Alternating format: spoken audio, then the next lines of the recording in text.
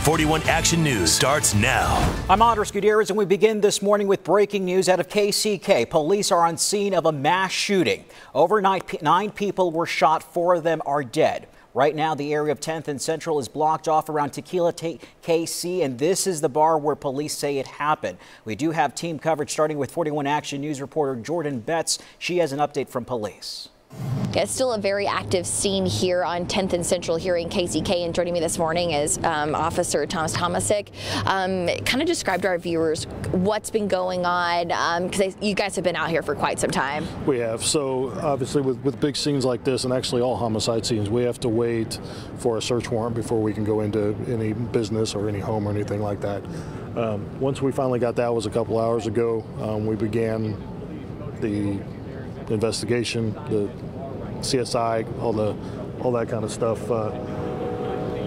They've started going inside. We started doing all the scanning inside and outside, collecting evidence inside, doing the initial walkthroughs, just all the crime scene investigation type of things. Many people keep asking you, so you have 2 suspects that you're looking for. We don't have a description yet, but there's a reason why. You guys are still trying to talk to witnesses, I'm guessing is what's kind of happening? We are. We're still trying to talk to witnesses and really pinpoint what we're looking for. We feel, or we know, that we have 2 bodies that entered that bar and fired those shots, but we don't have a good enough description yet to be able to say this is what we're looking for. A violent night in KCK. It's got to be tough for you guys to see all this crime in just a couple hours from each other. It's very tough. The unfortunate event that happened last night, and then turn right around and have this multiple shootings down here on Central. It works you. It really tries you. These 2. Imagine. Thank you so much for joining me this morning. So 4 people are dead, 5 people were taken to the hospital. 2 of those people have been released. We do know that all 4 of the people that died here were all local and Hispanic men. We'll send it back to you. Thank you so much, Jordan. 41 Action News reporter Nick Starling is also at 10th and Central, and he's been speaking with people in that area. As there's more daylight, more people are waking up to see what happened out here. It's been an emotional morning for family and friends of the victims who have been coming to this crime scene. There's been a lot of crying. I heard yells as they find out what happened at Tequila KC. I've also been talking with people who live in this area as they got word on the mass shooting, and they're in shock. I find it really, really hard to believe that something like this would go on and everything. I was totally surprised when I came up here that this have happened. It's very heartbreaking that this has really happened. While police comb through this bar and just outside of it, one thing that will help is surveillance video that's inside, as well as witness statements. Reporting in Kansas City, Kansas, Nick Starling, 41 Action News. Thank you so much, Nick. We also just spoke with KCK Mayor David Alvey on his reaction to this deadly shooting. My prayers are with the family of the victims, and also the prayers for the assailants. Other than that, I really don't have much to say. It's just that this is just it's sad for all those involved.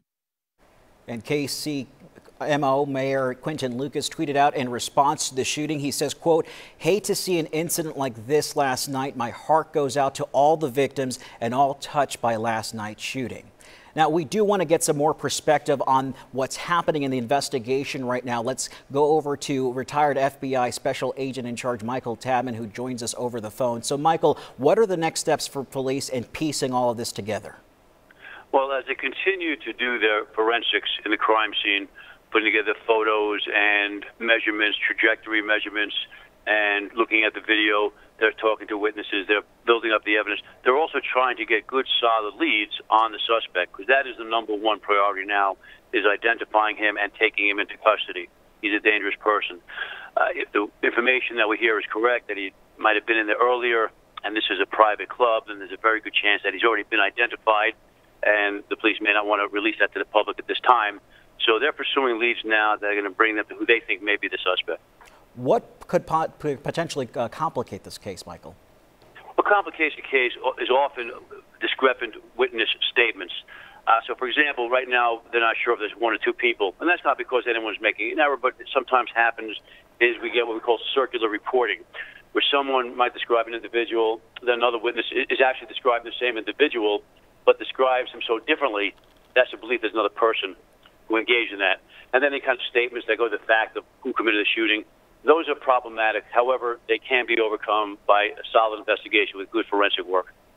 Law enforcement does extensive training when it comes to incidents like this. How did the training kick in this shooting? They do. Unfortunately, we're at a point in history now where just about every law enforcement agency in the United States is going through active shooter training, and that is a transition to different methods since Columbine.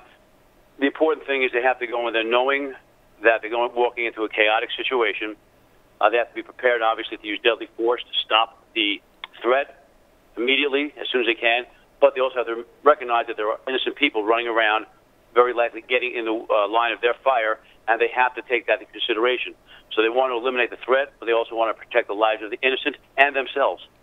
All right. Thank you so much, Michael, for your insight on this tragic Sunday. Thanks for spending part of your Sunday with us. Now, to recap, 4 people are dead this morning. 5 others were wounded after one or multiple shooters opened fire inside the Tequila KC Bar at 10th and Central. Here's a map of that area. There are several businesses around that location. Just up the street on 10th, there is the Central Park Towers, which is an apartment complex. There are also several homes in the area. Now, this is a story that is evolving every hour. You want to stay up to date by downloading our free 41 Action News app. We'll be sending out alerts when breaking news happens in our community, just like we did today.